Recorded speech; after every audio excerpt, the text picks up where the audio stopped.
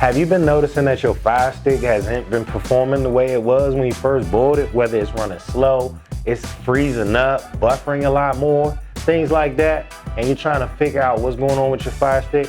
In this video, I'm gonna explain to you exactly what happens with older generation Firesticks. Just stay tuned. So most of us have something like this, called a cell phone, right?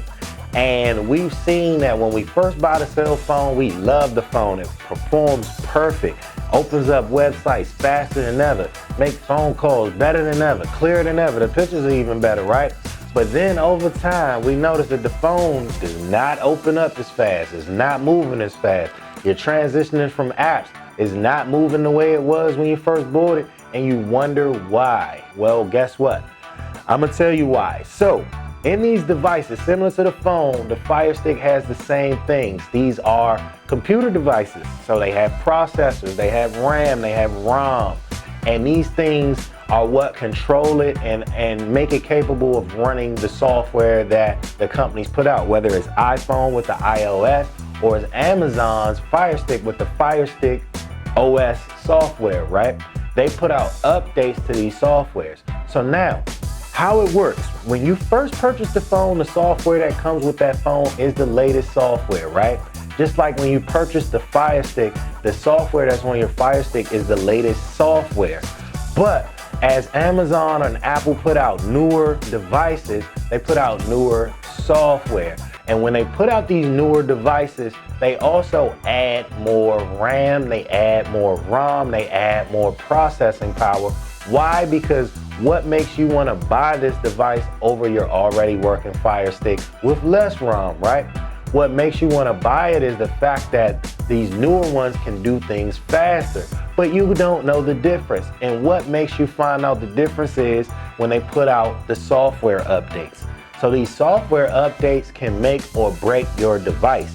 When they put out the software updates determine how much RAM and how much ROM does the software need to run the update. And that's how your devices get beat up and they get killed, and it's nothing to do with you. It always has something to do with the manufacturing company that's putting out these software updates. So if, for example, you get a Firestick and it comes with 2 gigs of RAM and it's running the latest software at that time, a year or 2 from there, they've put out 2 more updates.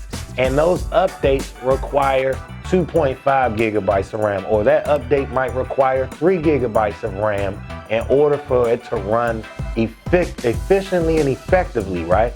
But your Firestick cannot be modified. So you cannot add more RAM to that Firestick. Only thing you can do is go out and purchase the latest Firestick. So that's what happens, and it's a sad game that these manufacturers play because a lot of people don't have the money to go out and keep buying the new devices. But I just wanted to break this down for you because if you are in that pickle or if you're in that dilemma, you have some knowledge as to what your options are. You can, 1, stay in the same spot you are and deal with the slowness of your device.